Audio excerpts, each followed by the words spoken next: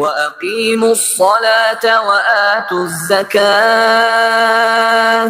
وما تقدموا لأنفسكم من خير تجدوه عند الله إن الله بما تعملون بصير.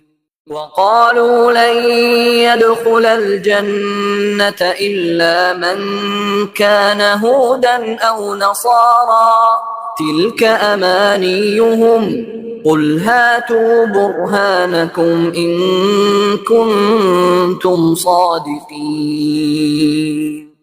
وأقيموا الصلاة وآتوا الزكاة وما تقدموا لأنفسكم من خير تجدوه عند الله